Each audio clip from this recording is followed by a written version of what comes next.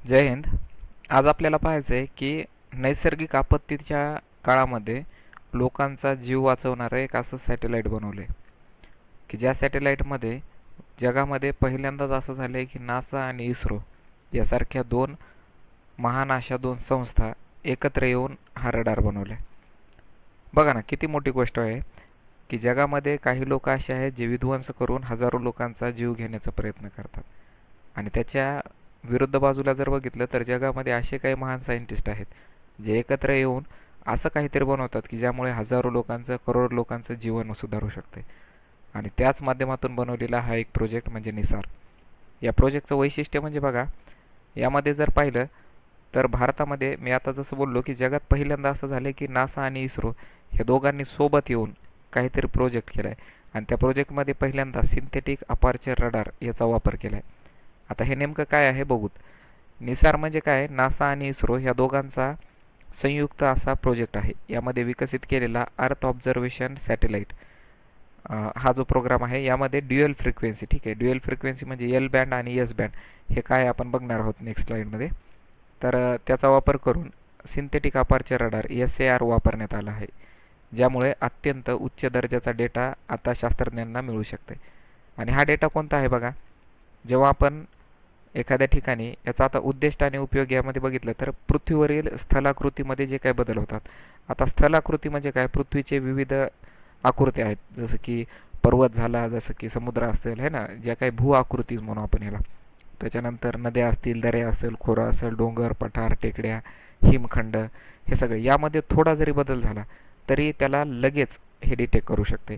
दुसरं आहे इकोसिस्टम. पृथ्वीच्या आपल्या सराउंडिंगमध्ये, आपल्या अवतीभोवती, आपल्या आजूबाजूला ज्या काही गोष्टी दिसतात या सगळ्या आपल्या इकोसिस्टमचा भाग आहे, याचं अवलोकन करणार. बर्फांचे हलणे, बर्फ कोणता, जे की ग्लेशियरमध्ये, हिमखंडांमध्ये जमा झालेला बर्फ, दक्षिण ध्रुवावरती असेल किंवा उत्तर ध्रुवावरचा असेल किंवा हिमालयासारख्या भागांमध्ये मोठमोठ्या पर्वतांवरती जो बर्फ आहे जमा झालेला, याच्यामध्ये थोडीशी जरी हालचाल झाली त्याला लगेच टिपणं. त्यानंतर जलस्तरामध्ये, आता बर्फाला टिपणं का गरजेचं आहे की बर्फ जर वितळायला लागला की समुद्राच्या पाण्याच्या पातळीमध्ये काय होणार आहे, वाढ होणार आहे. त्यासाठी त्याचं म्हणजे त्याचं बरोबर ॲक्युरेट असं त्याचं मोजमाप करणं गरजेचं आहे, ठीक आहे. त्याच्यानंतर आहे भूमिगत पाण्याच्या हालचाली. आता भूमिगत पाण्याच्या हालचाली म्हणजे समुद्राच्या सरफेसवरती, समुद्रावरती ज्या आपल्याला दिसतात त्या आहेत लाटा, आणि ह्या लाटांना सोडून आणखी जर बघितलं तर पाण्याच्या मध्ये सुद्धा पाण्याच्या तापमानामुळं, पाण्याच्या टेम्परेचर चेंजेसमुळे जे काही हालचाली होतात त्याचं पण काय करणार आहे, ऑब्झर्वेशन. दुसरी गोष्ट बघितली तर भूस्खलन. आता तुम्हाला माहिती आहे की आपण जसे पहाडी, जेवढे पण पर्वताचे भाग आहेत, पहाडी एरिया आहेत, हिली एरियाज आहेत, त्या भागामध्ये भूस्खलन हे सगळ्यात मोठा तिथलचं संकट असते. मागच आपण बघितलं की माळींसारखी दुर्घटना आपल्या महाराष्ट्रात सुद्धा एक घडली होती भूस्खलनमुळे. त्याच्यानंतर भूकंप आहेत, ज्वालामुखी आहेत, या सगळ्यांवरती बारीक लक्ष देण्यासाठी हा जो रडार आहे किंवा हा सॅटेलाईट आहे तो बनवण्यात आला आहे. यामध्ये ऑपरेशनचा विचार केला तर बघा, याच्यामध्ये या सगळ्या गोष्टींचा याचा अभ्यास करता येईल, अध्ययन करता येईल, हे त्याचं महत्त्वाचं ऑपरेशन आहे. दुसरी गोष्ट, हवामानानुसार जर नसलेल्या ज्या काही परिस्थितीमध्ये, जसं की उदाहरण बघा, ढग आलेले आहेत, पाऊस पडत आहे आणि उपग्रहाला त्या टायमाला डेटा मिळत नाही, ठीक आहे. आभाळ आल्यानंतर पृथ्वीच्या बाहेरचे जे सॅटेलाईट आहेत यांच्यापर्यंत जे काही डाटा आहे, या डाटामध्ये जो मिळतो आहे, या डाट्यामध्ये बघा आपत्ती व्यवस्थापन करण्यासाठी, त्याच्यानंतर कृषी जे आहे, आपल्या शेती जे आहेत, शेतकऱ्याचं नुकसान तुम्हाला माहिती आहे, पाऊस आला शेतकऱ्यांचा सगळं उभं पीक वाया जाते, ठीक आहे. तर त्या काळामध्ये ढग असतील, पाऊस असेल, या काळामध्ये पण डाटा मिळवून, ठीक आहे, तो डाटा आपत्ती व्यवस्थापन म्हणजे डिझास्टर मॅनेजमेंट सिस्टमवाले जे असतील त्या विभागाला, त्याच्यानंतर कृषी विभागाला, त्याच्यानंतर जे ग्रीन हाऊस इफेक्ट आहेत, यासाठी हा जो डाटा कलेक्शनसाठी हा प्रोजेक्ट जो आहे किंवा हा सॅटेलाईट आहे तो खूप जास्त महत्त्वाचा ठरणार आहे. त्यानंतर याचे टेक्निकल स्पेसिफिकेशन बघू. याचे लॉन्च केलेलं आहे, लॉन्च बघा 30 जुलै 2025 रोजी GSLV F-16 किंवा ह्याला GSLV थर्ड जनरेशनचा सॅटेलाईट जरी म्हणलं आपण, ठीक आहे, मार्क 3 वाला जे सॅटेलाईट आहे, ह्या दोन म्हणजे दोन्हीचं एकच नाव आहे, F-16 असेल किंवा मार्क 3 वाला. या रॉकेटवरून श्रीहरिकोटा येथून याला लॉन्च केले, ठीक आहे. तारीख किती आहे, 30 जुलै 2025. ही तारीख लक्षात ठेवायची. स्पर्धा परीक्षेची तयारी करणाऱ्या मुलांना ही तारीख महत्त्वाची आहे. त्याचं कारण काय, की आपल्याला करंट अफेअर्समध्ये चालू घडामोडीमध्ये हा प्रश्न विचारला जाऊ शकते की कोणत्या तारखेला लॉन्च करण्यात आले. आणि दुसरी गोष्ट कुठून लॉन्च केला आहे, श्रीहरिकोटा येथून लॉन्च केला आहे आणि कोणत्या सॅटेलाईटच्या माध्यमातून, GSLV Jio synchronous satellite launch vehicle म्हणतो आपण GSLVला. ठीक आहे. आणि याच्यामधला जर बघितलं तर F-16 नावाचा जो सॅटेलाईट आहे, सॅटेलाईट लॉन्च व्हेकल आहे, त्याच्यावरून लॉन्च केला आहे. आणि दुसरी महत्त्वाची गोष्ट, GSLVचाच मार्क 3 मॉडेल पुन्हा याला म्हणल्या जाते. याची कक्षा जर बघितलं तर हे सन सिंक्रोनस आहे. ठीक आहे. आता हे सन सिंक्रोनस, अर्थ सिंक्रोनस, मून सिंक्रोनस काय असते आपण नंतर एखाद्या व्हिडिओमध्ये त्याच्यावर चर्चा करू. याची उंची जर बघितली तर 747 किलोमीटरच्या ऑर्बिटमध्ये याला प्लेस केले. ठीक आहे. आणि याचा जो कालावधी आहे, ठीक आहे, तो 12 दिवसाचा आहे. आता अवचलनाचा कालावधी काय आहे हे आपण ज्यावेळेस सन सिंक्रोनस सॅटेलाईट वगैरे हे बघू त्याच्यामध्ये मी याच्याबद्दल तुम्हाला डिटेल सांगतो. ठीक आहे. इथं फक्त हा तेवढा महत्त्वाचा पॉईंट पण नाही इथं, त्यामुळे बाकी आपले हे जे 30 तारीख लक्षात ठेवायचे, कोणत्या सॅटेलाईटवरून लॉन्च करायचं आहे, श्रीहरिकोटा कोणता आहे तिथून लॉन्च करायचा आहे, हा जो पॉईंट आहे हा याच्याशी थोडासा विसंगत होते म्हणून मी इथे एक्सप्लेन करत नाही जास्त. त्याच्यानंतर रडारच्या फ्रिक्वेन्सी विचार केला तर एल बँड एस बँड आपण आता पाहिलं होतं, त्याच्यामध्ये 24 सेंटीमीटरचा तरंगदैर्घ्य म्हणजे याला काय म्हणतो आपण वेवलेंथ. ठीक आहे. 24 सेंटीमीटरच्या वेवलेंथ असलेला एल बँड आणि एस बँड जो आहे तो 10 ते 12 सेंटीमीटरची वेवलेंथ असलेले हे दोन बँड आहेत, ज्यामध्ये एस बँड जो आहे तो नासा देणार आहे आणि एल बँड जो आहे, ठीक आहे, तो इस्रोनं तयार केला आहे. अशा प्रकारे रडार अँटेनामध्ये 12 मीटर व्यासाचा, याच्यामध्ये दिसते बघा तुम्हाला, हा रडारचा एक अँटेना बनवलेला आहे जो की 12 मीटर व्यासाचा आहे. रडार अँटेना रिफ्लेक्टर आपण याला म्हणतो. ठीक आहे. तर ह्या व्यासाचा deployable reflector deployed via 9 metre boom, यामध्ये एक तुम्हाला बूम दिसतंय. ह्या बूमच्या सहाय्यानं याला काय केलं आहे, हा जो रडार आहे, ठीक आहे, रडारचा अँटेना आहे, या अँटेनाला डिप्लॉय केलेला आहे. यामध्ये बघा तुम्हाला दिसतंय एल बँड आहे, त्याच्यानंतर एस बँड आहे. ह्या दोन, एल बँड जे आहे ते नासा देणार आहे आणि एस बँड जे आहे तो कोण बनवणार आहे, इस्रो बनवणार आहे. ठीक आहे. त्याच्यानंतर हे त्याचे काही टेक्निकल स्पेसिफिकेशन आहेत आणि यामध्ये याचं वैशिष्ट्य काय बघा, याचा जो डाटा आहे तो सर्वांसाठी मोफत असणार आहे आणि सर्वांसाठी ओपन म्हणजे सर्वांसाठी खुलं. विशेषतः आपत्ती दरम्यानमध्ये तात्काळमध्ये हा डाटा उपलब्ध केला जाईल. म्हणजे जर समजा एखाद्या ठिकाणी पूर येणार आहे किंवा एखाद्या ठिकाणी ढग आलेत, एखाद्या ठिकाणी काहीतरी अशी आपत्ती आलेली आहे ना, ज्वालामुखी वगैरे होणार, तर ह्या वेळेचा जो डाटा असेल तो सगळ्यांच्या मोबाईलवरती तात्काळ रिलीज केला जाईल. सगळ्यांना तो डाटा काय तात्काळ उपलब्ध करून दिला जाईल.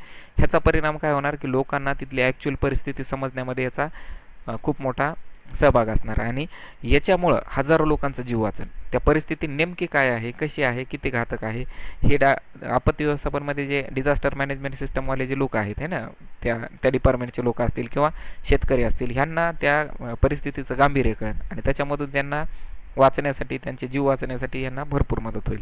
ठीक आहे. याचा महत्त्वाचा विचार केला बघा तर महत्त्व आणि सहकार्य बघितलं तर अंदाजे $1.5 बिलियन किमतीचा हा जगातील सर्वात महाग असा अर्थ इमेजिंग उपग्रह मानला जातो. ठीक आहे.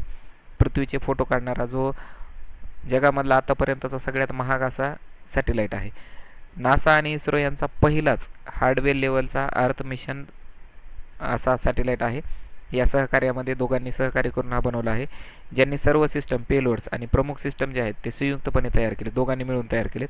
आपत्ती व्यवस्थापनासाठी विशेषतः जर बघितलं तर उपयुक्त असं भूस्खलन, भूकंप, पूर, ज्वालामुखी यासारख्या नैसर्गिक संकटांना ट्रॅक करण्यासाठी हे प्रभावी असे पावले ठरतील असं शास्त्रज्ञांचं म्हणणं आहे. आता या टॉपिकवरती काही आपल्याला संभाव्य प्रश्न आहेत जे की आपल्याला येणाऱ्या परीक्षेमध्ये पाहायला मिळू शकतात. ते प्रश्न कोणते आहेत बघा. निसार हा जो प्रकल्प आहे तो 2 अवकाश संस्था एकत्रितपणे राबवत आहेत, त्या कोणत्या आहेत. इस्रो आणि रॉसकॉस्मॉस ही रशियाची आहे, त्यामुळे ही नाही. आपला ऑप्शन पर्याय क्रमांक 2 असेल इस्रो आणि नासा. त्याच्यानंतर पुढचा प्रश्न आहे निसार या संक्षिप्त शब्दाचा अर्थ काय आहे. निसारचा अर्थ काय तुम्हाला आत्ताच आपण चर्चा केली, नासा आणि इस्रो सिंथेटिक अपर्चर रडार. ठीक आहे. NISAR हे त्याच्यावरून बनवलेलं आहे. NISAR या सगळ्यांचं इनिशियल घेतलं, नासाचं N, इस्रोचं आहे, सिंथेटिक अपर्चर रडारचं SAR. ठीक आहे. याच्यावरून बनवलेला शब्द आहे NISAR. NASA, ISRO, synthetic aperture radar नाव लक्षात ठेवायचं सगळ्यांनी. ठीक आहे. पर्याय क्रमांक 2 बरोबर आहे. त्याच्यानंतर बघा पुढचा प्रश्न, निसार उपग्रह कोणत्या रॉकेटद्वारे अवकाशामध्ये पाठवला आहे. ठीक आहे, सोडण्यात येणार आहे. तर ते आहे आपण चर्चा केली होती GSLVचा F-16 किंवा मार्क 3 नावाचा जो आहे त्याच्या माध्यमातून याला लॉन्च करण्यात येणार आहे. निसार उपग्रह मुख्यत्वे कोणते निरीक्षण करणार आहे?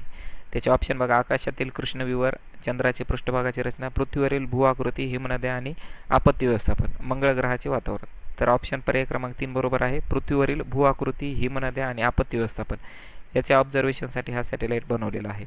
ठीक आहे, पुढचा प्रश्न बघू.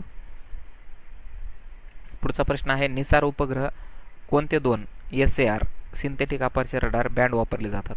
याच्यामध्ये आपण बघितलं आताच पर्याय उत्तर बरोबर असणार याचं L बँड आणि S बँड. ठीक आहे, L बँड जो आहे तो नासा देणार आहे आणि S बँड जो आहे तो इस्रो डेव्हलप करणार आहे. ठीक आहे, L बँड आणि S बँड पर्याय क्रमांक 2 बरोबर असेल. निसार हा उपग्रह कोणत्या वर्षी प्रक्षेपित होणार आहे? ठीक आहे, हा प्रश्न अगोदर बनवलेला असेल. याचं उत्तर असेल 2025 बरोबर आहे. त्याची तारीख कमेंटमध्ये सांगा तुम्ही. ठीक आहे, किती तारखेला आपण त्याला लॉन्च केले. त्याच्यानंतर निसारचा जो उपग्रह आहे याचा मुख्य उपयोग कोणत्या क्षेत्रामध्ये होणार आहे? पर्यटन, शेती, आपत्ती व्यवस्थापन, हवामान बदल, तेल उत्खनन आणि इंटरनेट. याचं उत्तर पर्याय क्रमांक 2 बरोबर आहे. शेती, आपत्ती व्यवस्थापन आणि हवामान बदल याचा अभ्यास करण्यासाठी ह्या सॅटेलाईटचा वापर होणार आहे. ठीक आहे, वरती याचं वजन सांगितलं नव्हतं वाटतं. तर बघा, निसार उपग्रहाचं वजन अंदाजे वजन किती आहे तर 2.8 टनाचा हा सॅटेलाईट आहे. ठीक आहे, 2.8 टनाचा हा सॅटेलाईट आहे. त्याच्यानंतर पुढचा प्रश्न आहे निसारचा जो उपग्रह आहे याचं मुख्य प्रक्षेपण स्थळ कोणतं आहे? तर मुख्य प्रक्षेपण स्थळ आहे याचं श्रीहरिकोटावरून लॉन्च केलं आहे. तुम्हाला माहिती आहे श्रीहरिकोटाला सतीश धवन आपले देशाचे महान शास्त्रज्ञ आहेत यांच्या नावावरून हे अंतराळ केंद्राचं नाव ठेवण्यात आलेलं आहे. सतीश धवन अंतराळ केंद्र श्रीहरिकोटा. ठीक आहे, आणि त्याच्यानंतर थुंबाचं केरळचं जे आहे हे सुद्धा आपल्यासाठी एक महत्त्वाचं असं सॅटेलाईट लॉन्च व्हेकल आहे. ठीक आहे, हे लक्षात असू द्या 2 नावं. त्याच्यानंतर बघा, निसार हा जगातील पहिला उपग्रह आहे. ठीक आहे, हा कोणत्या प्रकारचा उपग्रह आहे पहिला? तर याचं पर्याय नंबर बघा, हा आहे SAR वापरणारा. ठीक आहे, ड्युएल बँड आणि SAR वापरणारा, ग्रीन हायड्रोजन वापरणारा नाही, पूर्णपणे खाजगी कंपनी तयार केलेला पण नाही, फक्त चंद्रासाठी समर्पित नाही. तर हा काय आहे? ड्युएल बँड SAR वापरणारा, साल म्हणजे सिंथेटिक अपर्चर रडार वापरणारा हा सॅटेलाईट आहे. ठीक आहे, तर चालू घडामोडीमधला हा निसार महत्त्वाचा टॉपिक आहे.